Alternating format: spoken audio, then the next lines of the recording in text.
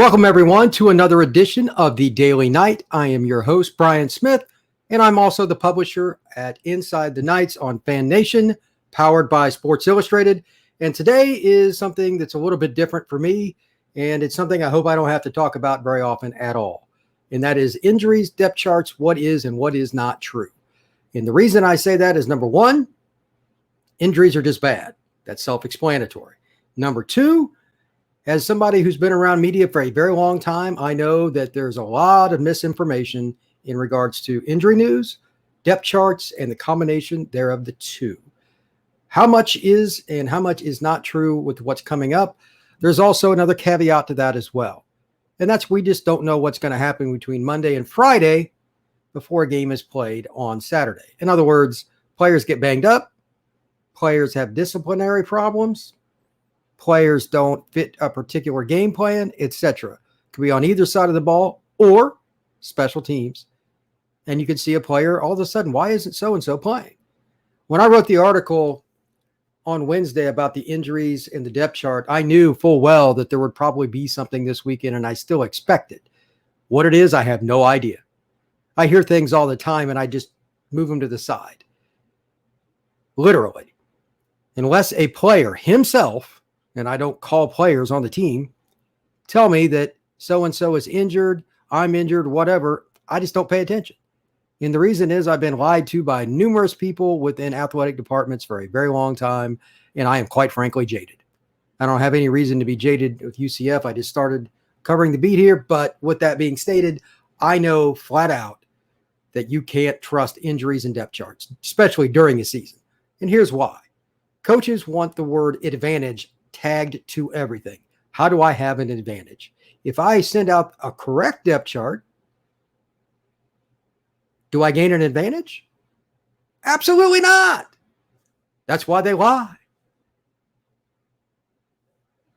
It's why so many teams in the NFL get fined, because whether they want to admit it or not, the power brokers in the National Football League are directly tied to Vegas in certain areas of New Jersey and other gambling outlets that aren't very legal. And they want accurate injury information, so idiots that like to gamble their life away will gamble even more. Recently, Vegas tried to get college football and the NCAA to give a mandate that coaches had to give full injury reports for each game. That's a crock, by the way. Zero chance that's going to happen. Give Jim Harbaugh a call.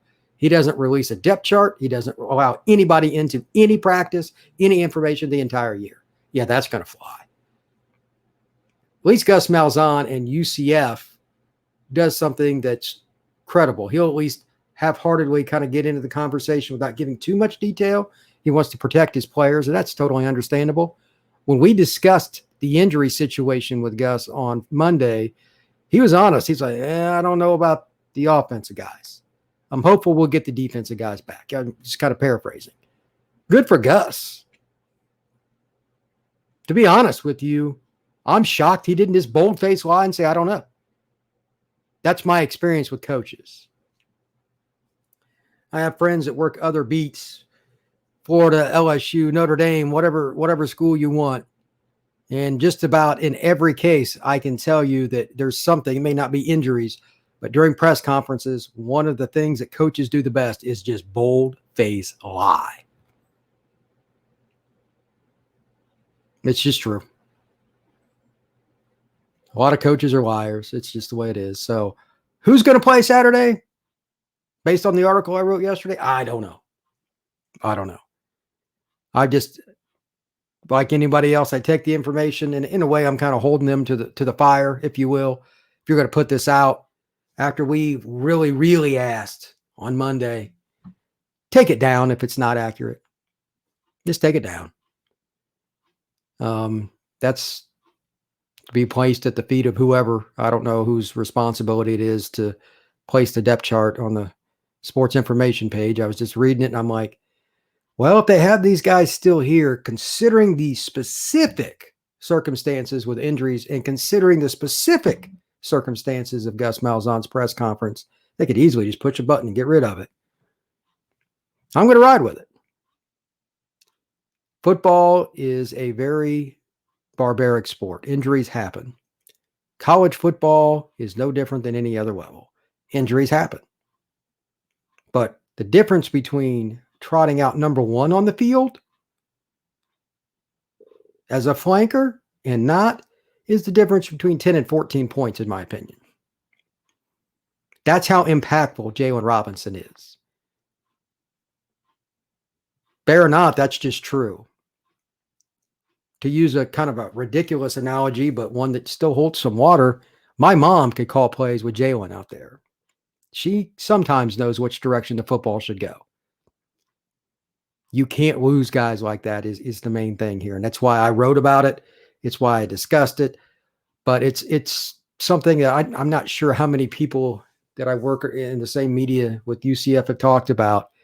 I haven't been reading a lot of other people's stuff, but in all the years that I have covered football, followed teams, etc., I've certainly seen many of my favorite teams go through injury spells. But I was thinking today, and I still can't remember when, I have seen a team lose 6 starters in a game.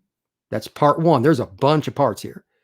3 on each side at different levels of the team, meaning not just like attrition at one spot, just gouging you everywhere.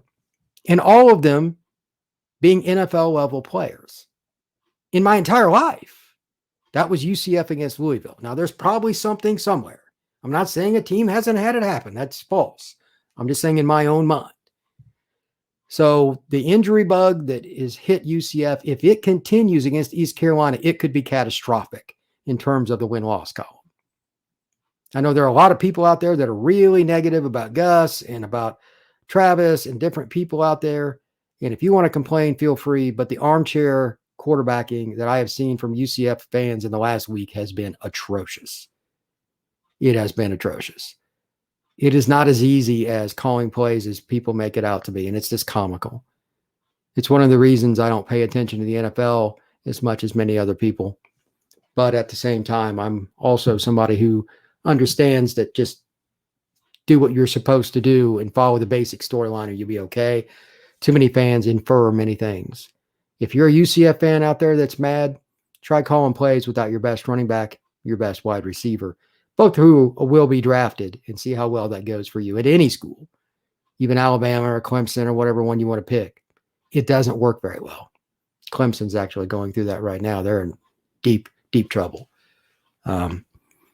That's part of it, though. You're going to have seasons where it just goes downhill. Notre Dame's in that spot. They got a ton of injuries. A lot of teams are. UCF hasn't managed it great, but they don't have the same depth some of those other teams do either.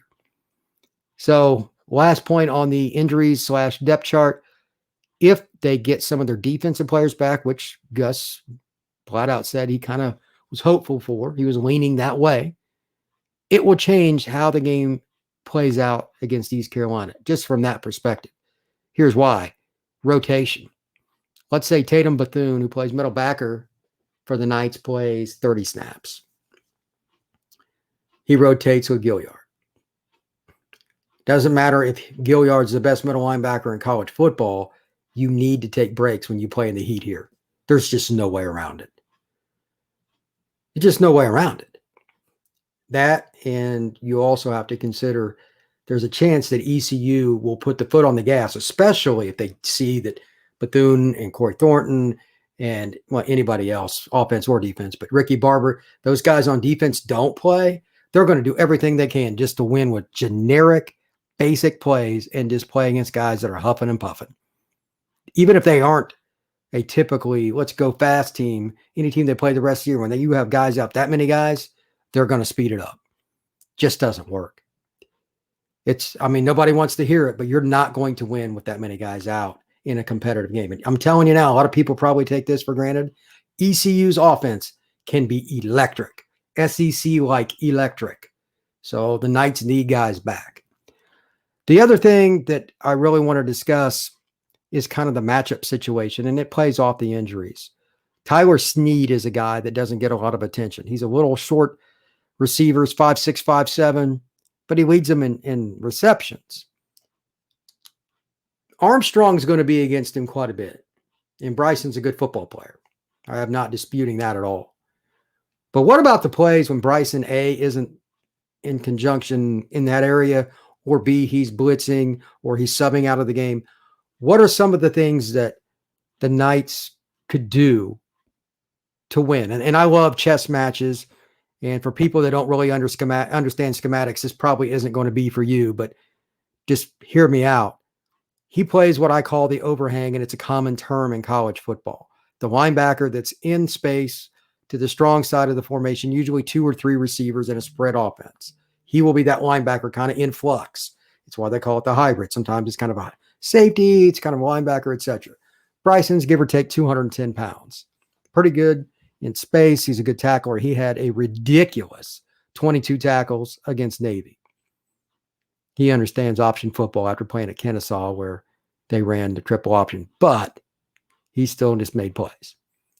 When he's not in, or for whatever reason, he's not there, I'm very concerned about the ability for Snead and other guys, it could be somebody else too, making a play. In particular, well, the obvious, in particular, Keaton Mitchell. If they rotate him out and UCF is not 100% sure on what to do, if that young man comes out of the backfield and rotates out to receiver in any capacity, I don't care if it's just the wing back. That's an automatic timeout. I don't care if it's the last time out of the half. Got to do it. Gus can scream. He can get mad. Too bad. That's a touchdown waiting to happen. He will be the fastest player on the field. Straight up 4-3 guy. If you miss, it is 6. They have to have everything in line. I trust Bryson to know. But again, back to the injuries, if there are some guys in there in different spots, or if they do anything different, and I don't know if they will, if Keaton's in motion or just Tyler's not near as fast as Keaton, but he can run. They have to know what they're going to do when they run combination routes and try to run rub routes, pick routes, if you will, depending on which side of the ball you work on, what you call them. Because that could be how ECU just moves the ball down the field methodically with Tyler. And then when you get caught flat-footed, they'll just throw a swing pass to Keaton Mitchell. So are they going to rotate down? Here's just some options. And the formation can change, but if they run 3 players to the right, and let's say they put Snead and Keaton out there to that side of the field. I don't care if they've run it yet this year or not. There's a good chance they will because of the injury situation that everybody knows that the Knights are going through. They're going to try new things to get him the ball. He's ridiculously talented, and they can use him as a decoy too. And it will also help Tyler Snead, who leads him in receptions with 22. How do you handle that when they're both on the same side of the field lined up? Do you bring down a safety?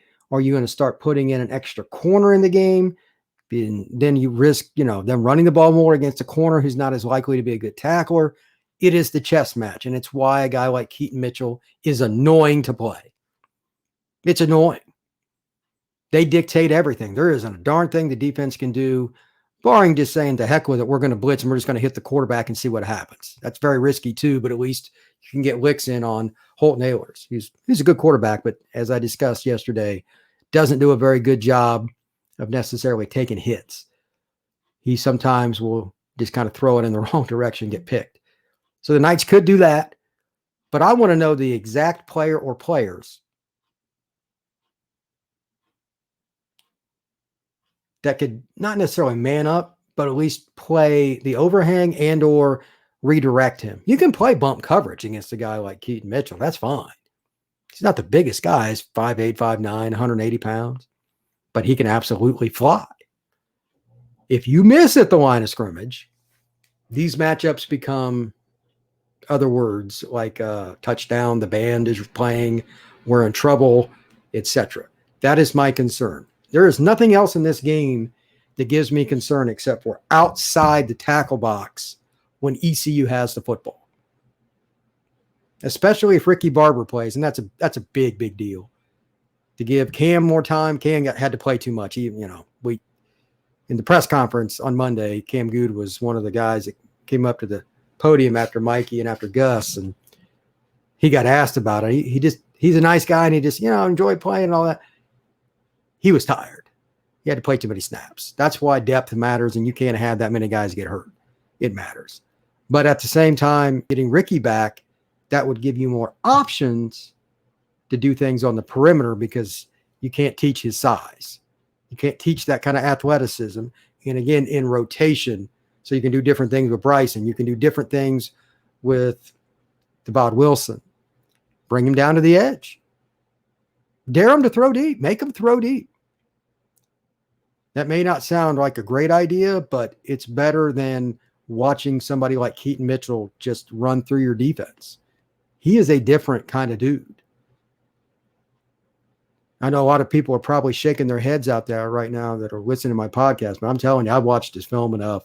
And I know a few of the people around the UCF program know too. He is a different kind of dude. They have to take special measures against him. What's it going to be? If you just sit back and play cover 2, that's not going to cut it. They will run you to death. Here's the stat of the day. Except for the game against South Carolina, who bottled him up pretty good, and they just got ridiculous amount of talent in their front 7 and depth. Not one or the other, both. You got a 6'6", 270 guy playing outside linebacker. That's just ridiculous. But except for them, every team that East Carolina has played against, Keaton Mitchell has averaged over 9.6 yards per carry. He had 15 carries for 222 yards last week, and that doesn't count the receptions. I'm more worried about the receptions because UCF's interior is pretty good. Cam is back up to Ricky, and you got Kalia, got Anthony Montalvo. You have some guys that are pretty good at bottling up. That part, they've done pretty good this year. Where they struggle is the edge. Throwing that swing pass, and Holton Ahlers is good at it. It's not the easiest pass, actually, because if you catch him in stride, those feet are picking up and putting down. That's where UCF can struggle. They haven't done well with that this year. They just haven't. Now you're adding a guy that's a 4-3 dude coming around the corner. And then it opens it up for some of their other guys. There is one other player, CJ Johnson. I think you just got to take your chances here. CJ is a big receiver. He's going to play on the boundary side. It's the short side of the field. Now that I say that, they'll move him around, but he's a boundary type receiver, 6'2", 220, big dude. You're going to have to play him one-on-one pretty much the entire day. If for whatever reason he is on this Saturday and he's in tune with what Holton Ahlers, the quarterback for ECU, is doing, you're in trouble. You cannot play Keaton Mitchell straight up. Can't do it. That's how he changes the game. Without touching the football, that matchup is a nightmare. The more film I've watched and just watching a few clips on YouTube and stuff too, they are just annoying to do anything against because they are the definition of pretty much what Urban tried to do when he was at Florida 15 years ago. And he had a couple guys that were just electric fast, Chris Rainey, etc. When you have guys like that, you could all but tell the other team what's coming because they can't one-on-one tackle certain guys. And that's when a big receiver, who's maybe not a great player, but he's always one-on-one, he's smiling because he knows there's an opportunity to score a touchdown or get a first down or any kind of catch on any given play. When they audible or he's just running around, he could be the third option. He's going to be single covered. UCF's going to have to figure that out. Do we use Corey against him? They might invert guys. I don't know.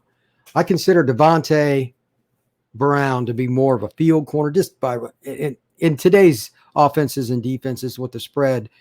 Boundary corner and field corner to me don't mean as much as it does to other people. It's subjective. But Devontae might be the guy that goes against him. And he's a big guy, 6'2", 185 for a corner. Now, I'm not talking about like offensive line, but maybe he's the one that matches up and he's got really good length. Do you just let him kind of go that way, or are you going to mix up coverage? Because you need to make sure that Keaton is bottled up and you at least have an extra set of eyes on Tyler Snead so he doesn't nickel and dime you to death. By the way, great stat. Tyler Snead has thrown 2 touchdowns this year. He's a 5'7" receiver. Against South Carolina, the very first play from scrimmage for them, he got a little handoff or swing or whatever and just kind of went out to the right and tossed one, and he just threw it right in the breadbasket for a touchdown against South Carolina. He's a pretty good player. He's what you call a gamer. The only other thing I want to mention is that there is nothing else to play for here except for this game. You have to win this game. If motivation, forget the players injured or not, if motivation is not at a skyrocketing level right now for each and every one of the players for UCF, I don't know what to tell them. That's not a Gus Malzahn. That's not anybody in the athletic department, student body, media. That's on players, period. You are 2-2. If you lose this game, this season is in peril. It's a home game. It's a quality opponent, no question. But they give up a lot of yards and quite a few points because they're not really sound on defense. They take a lot of risky chances. You can move the football on them with or without Jalen, with or without Isaiah, or anybody else for that matter. If you are not motivated, it's going to be a long rest of this season. Cincinnati is about as close to a sure bet for a loss as you're going to get. That's just reality. And it's up there, coming up here very soon. And after that, you still have SMU, who's a very good football team on the road down the line in November. It's a tough season. You better win this game. So that's something to think about. What's the motivation going to be like for UCF as they play what is probably going to be a good football team, but one that shouldn't be considered great because they kind of shot themselves in the foot a little bit too similar to UCF. The team that is more sound on Saturday will win is an old saying, and it's going to be true again this Saturday. But I expect UCF to not be as difficult on themselves in regards to special teams for starters. I mean, how could they? They couldn't really have played a whole lot worse. On top of that, I also expect the crowd to have some kind of an influence and to really help the team along. So with that, I'm going to have more key matchups to discuss today. There's going to be some interesting parts to that, talking a little scheme and getting a little bit of perspective. And I'm hoping to figure out a few of the things besides Tyler, although I honestly think if I had to project, UCF will mix that up. Tyler Snead is their little shifty guy. If they don't bottle him up, even though they take care of Keaton Mitchell, they can still get nickel and dime down the field. Pick your poison. So anyway, everybody have a great day. I appreciate it, and I will see you soon.